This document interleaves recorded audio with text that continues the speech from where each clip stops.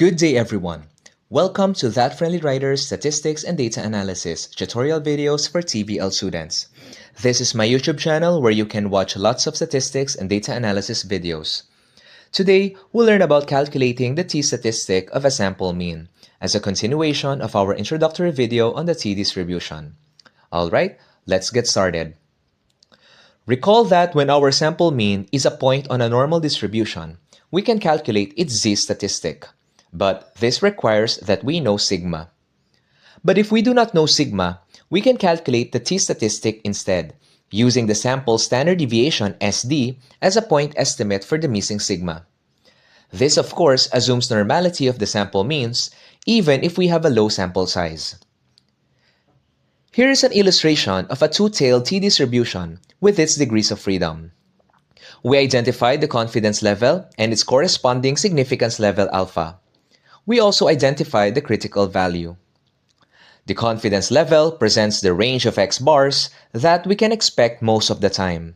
For example, if our mean mu is 10, we can expect an x bar of 11, since 11 is not that very far from a true mean of 10. Now, the tails of a distribution are considered as those at the far end, meaning these tails represent low probabilities for an x bar to occur.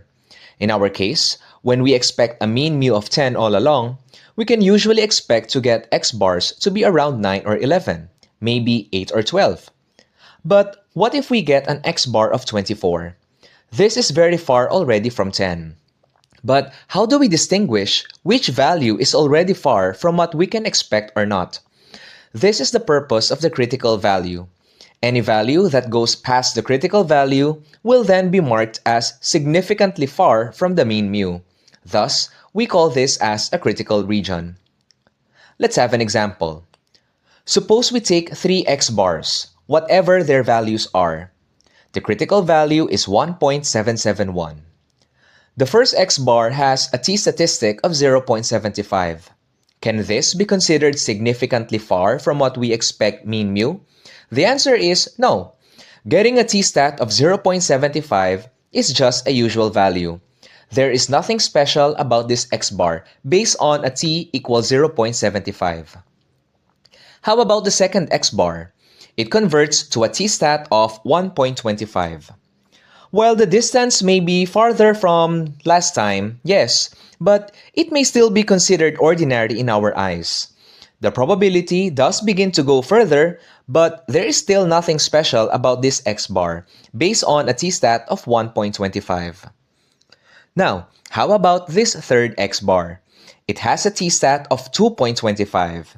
And based on our criteria, it is already past the critical value of 1.771. Thus, getting an x bar, whatever this is quite rare to occur because this is not what we usually expect. It is already at the critical region. To answer the question, this x bar, whose t-stat is 2.25, can now be considered significantly far from what we expect the mean mu to be. But how do we calculate a t-stat? Let's have example 2. Calculate the t-statistic of a sample mean x bar equals 65 when we are expecting mu equals 60 all along. We use the formula t equals the square root of n times the difference of x bar and mu, all divided by our sample standard deviation SD. Putting in the values, we get the square root of 16, which is 4 because 4 times 4 equals 16. We get 65 minus 60 equals 5. We multiply 4 times 5 to get 20. Divide by 18. And a calculator will show 1.11. This means that an x bar of 65 has a t-stat of 1.11. So if our distribution has a critical value of 2.131, where can we find 1.11? This is just a little to the right of the mean mu. So, what can we say about our x bar? Getting an x bar of 65 is just an ordinary or usual event. It did not reach the critical region at all. Therefore, we say that getting an x bar of 65 is still considered a usual or ordinary event when we are expecting a population mean mu of 60 all along. If 65 is not yet considered critical, How about a sample mean of 50? Pause this video and try this out first. Okay, this is the computation. An x-bar of 50 has a t-stat of negative 2.22. And this is where we can find negative 2.22. It's on the critical region. We can then say that an x-bar of 50 is considered unusual when the population mean is 60 all along.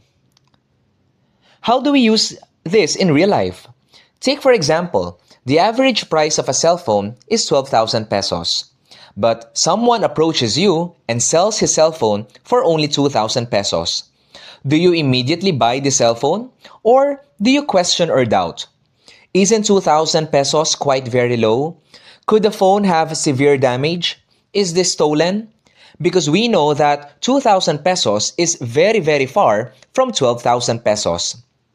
Through statistical analysis, we know whether a value is far from what we usually expect it to be. And this continues the t-distribution. For your practice exercise, here is a simple task to work on. Alright, this concludes our video for today. Hope you learned something new and have a friendly day.